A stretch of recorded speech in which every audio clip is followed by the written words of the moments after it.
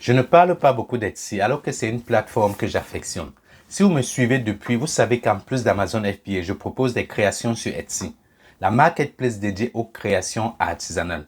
Et honnêtement, j'en suis plus que satisfait. Je me suis lancé en 2019. Juste 12 mois après et sans réel effort de ma part, j'avais accumulé plus de 7000 visites et réalisé plus de 350 ventes, sans publicité, sans communication agressive. Rien, juste en m'étant créé une boutique Etsy. D'ailleurs, j'avais partagé mes résultats dans une vidéo bilan en fin 2020. Je sais que nombre d'entre vous sont à la recherche des sources de revenus passifs. Etsy peut vous donner la liberté financière dont vous rêvez. Dans cette vidéo, je vais vous partager le processus pas à pas pour l'ouverture d'une boutique Etsy. Et à chaque fois, je vous partagerai les astuces qui m'ont permis de générer 4136 € en un an sur Etsy. Sans bavardage supplémentaire, allons-y. Ok, la première des choses à faire est de vous rendre sur le site etsyweb.com. Petite astuce, si vous résidez en Angleterre, en Allemagne ou au Canada, vous avez la possibilité d'accéder à ces marchés plus rapidement en choisissant votre pays. Il suffit de se rendre en bas de page et de sélectionner son pays. Si vous ne trouvez pas votre pays dans le raccourci, et pour ceux qui ne sont pas à l'aise avec d'autres langues, pas de problème. Vous pouvez changer la langue et même la monnaie. Ensuite, cliquez sur Se connecter et tout en haut à droite, il y a le bouton S'inscrire. Créez-vous un compte et le processus est extrêmement simple. Vous aurez juste besoin d'une adresse mail, votre prénom et d'un mot de passe. Une fois l'inscription faite, vérifiez vos emails pour ensuite confirmer votre compte sur Etsy. C'est extrêmement simple à faire. Je tiens à préciser que sur Etsy, à l'inscription, il ne vous sera pas demandé si vous êtes un vendeur ou un acheteur. C'est après que vous décidez si oui ou non vous allez ouvrir une boutique ou simplement faire vos achats. Dès que votre boutique est créée, faites dérouler l'onglet en dessous de votre photo de profil. Parmi les options disponibles, vous verrez un bouton « Vendre avec Etsy ». Cliquez dessus pour démarrer la création de votre boutique. Au départ, je vous recommande de jeter un œil aux informations qui sont disponibles pour vous faire une idée de la vente avec Etsy.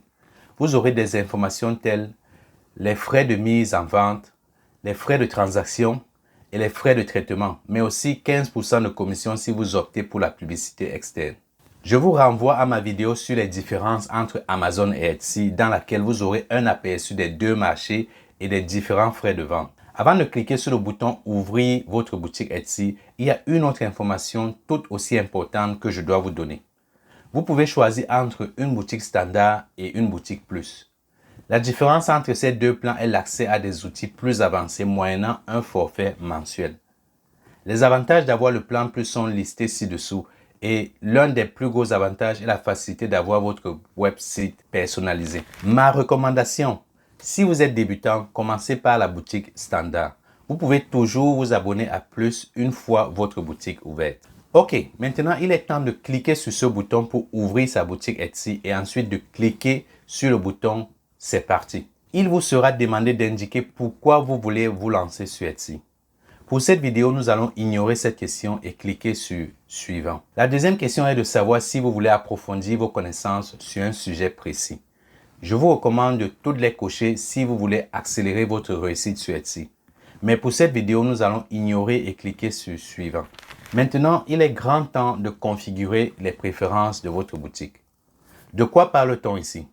Déjà, de la langue. Êtes-vous plus à l'aise en français, en croate, en anglais? Sélectionnez le dialecte qui vous est le plus familier. Je tiens à préciser que cela ne restreint pas la visibilité de votre boutique.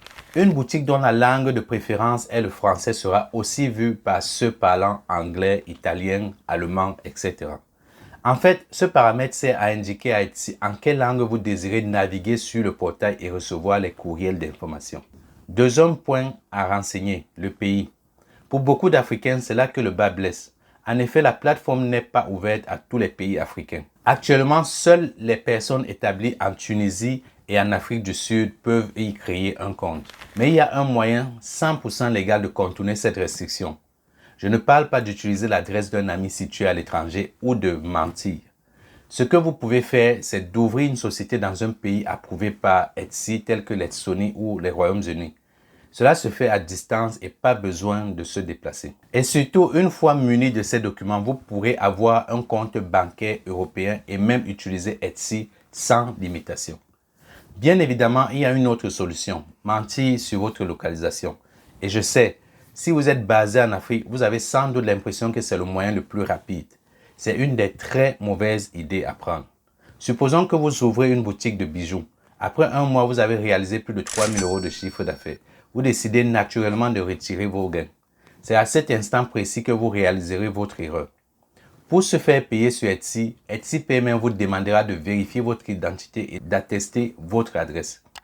Supposons que vous ayez réussi à glisser entre les mailles de ce filet pour votre inscription. Face à cet obstacle, que ferez-vous? Rien.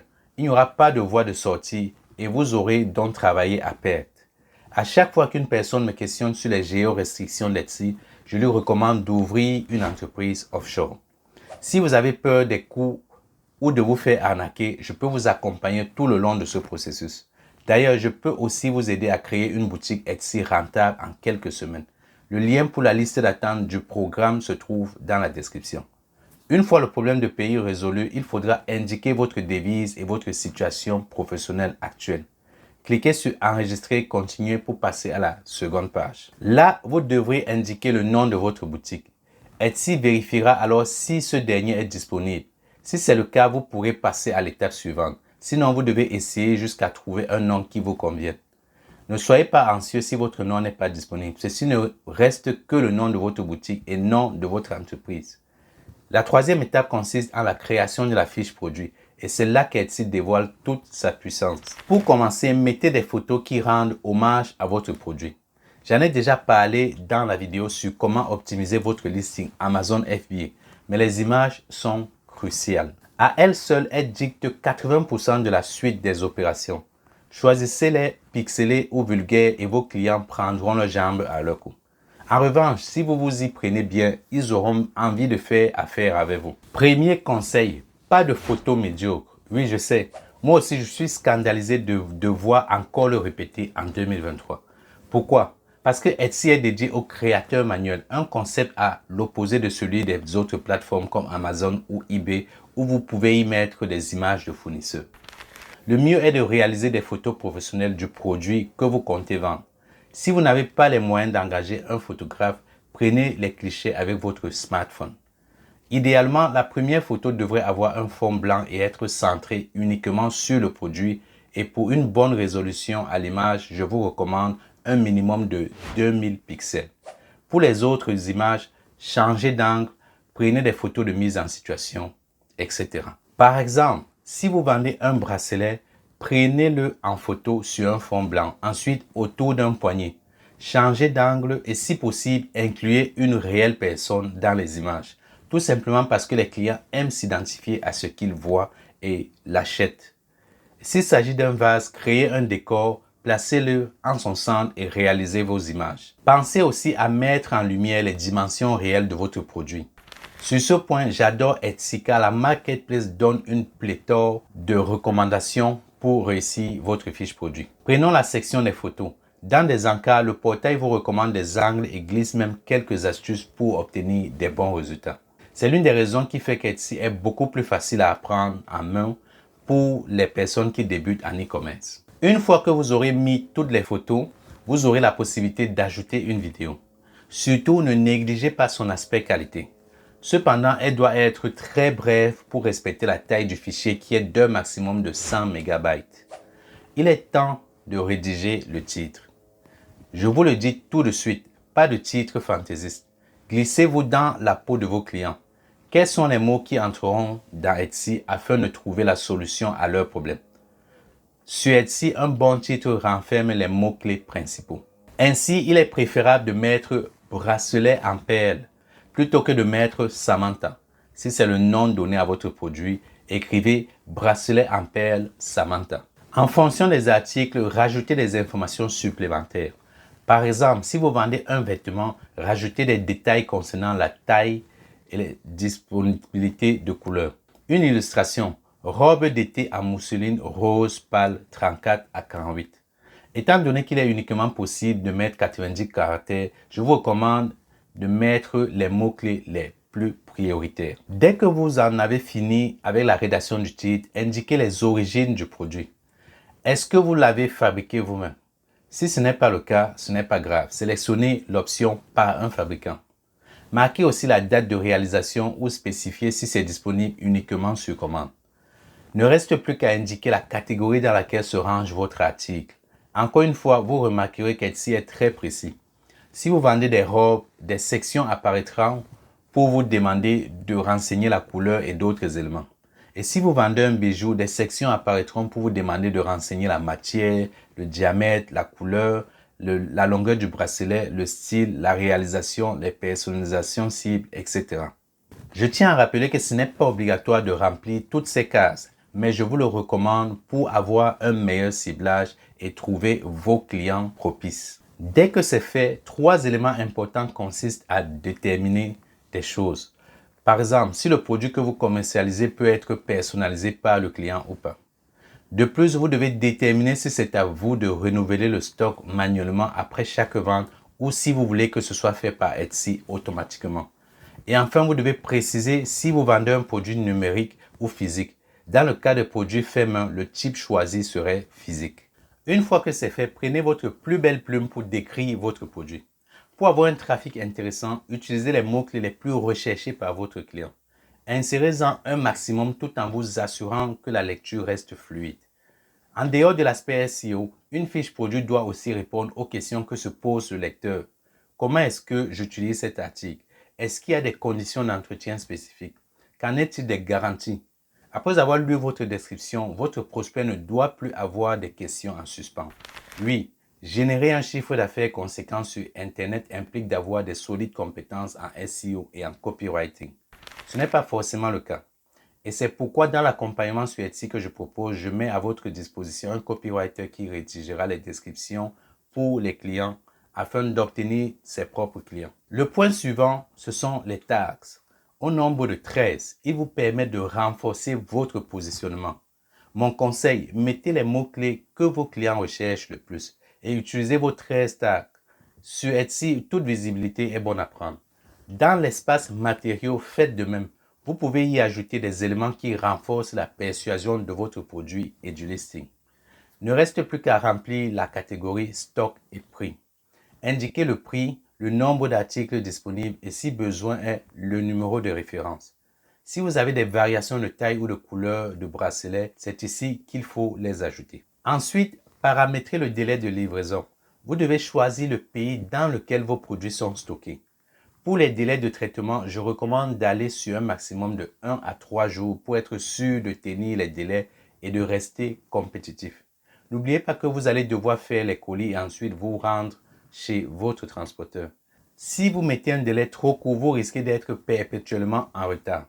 Non seulement cela fera baisser vos statistiques, mais en plus, vos clients seront moins enclins à revenir vers vous.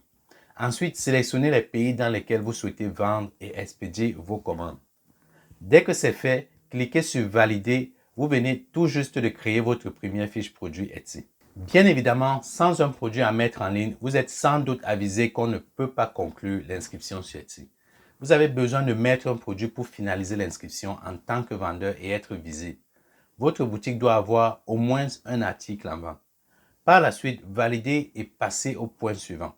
Pour poursuivre les paramètres de votre boutique, vous devez donc entrer des informations sur vous. Vous arriverez sur un formulaire où vous devrez indiquer le pays de votre banque. Comme indiqué plus tôt, les pays africains n'y figurent pas en nombre. Vous devez choisir parmi les options proposées. Ensuite, vous devez indiquer si vous opérez en tant que personne physique ou entreprise. Entrez votre pays, votre nom et prénom et date de naissance, etc. Rien de plus compliqué ou qui nécessite des précautions particulières. En revanche, sur la partie qui suit, si vous avez mis une fausse adresse ou un faux nom, vous allez vous mordre les doigts. En effet, pour traiter vos paiements, Etsy va vous demander de vérifier votre identité. Pour les Africains, très souvent, c'est le passeport qui est exigé. Les ressortissants américains et de l'Union européenne n'ont besoin que de leur carte d'identité. Ensuite, paramétrez la fréquence à laquelle vous désirez que vos gains soient virés. Une fois par semaine, une fois par jour, une fois par mois. Personnellement, je vous recommande une fois par semaine ou une fois par mois. Ainsi, en cas de remboursement, vous ne serez pas dans une situation malencontreuse. Indiquez aussi le compte bancaire sur lequel vous désirez être payé. À ce stade, vous y êtes presque. Il ne vous reste plus qu'à vous acquitter des frais de mise en ligne de vos fiches. En effet, Etsy prend 18 centimes tous les 4 mois sur chaque fiche produit et à chaque fois que celle-ci se renouvelle. Vous pouvez effectuer votre premier paiement avec votre carte bancaire et valider. Et dès que c'est fait, votre boutique sera disponible. Il ne vous reste plus qu'à attendre patiemment que vos premières ventes aient lieu. Je prépare une formation complète sur Etsy. Dans cette dernière, vous allez apprendre non seulement comment optimiser votre boutique pour faire des ventes, mais vous aurez également des idées de produits à vendre et plus important encore, comment défier vos concurrents sur le marché. Je vous mettrai le lien pour la liste d'attente en description. Si vous avez encore des points que vous désirez éclaircir, posez-moi vos questions en commentaire. Je me ferai un plaisir de vous répondre et surtout n'oubliez pas d'aimer cette vidéo et de vous abonner à la chaîne. À la prochaine vidéo.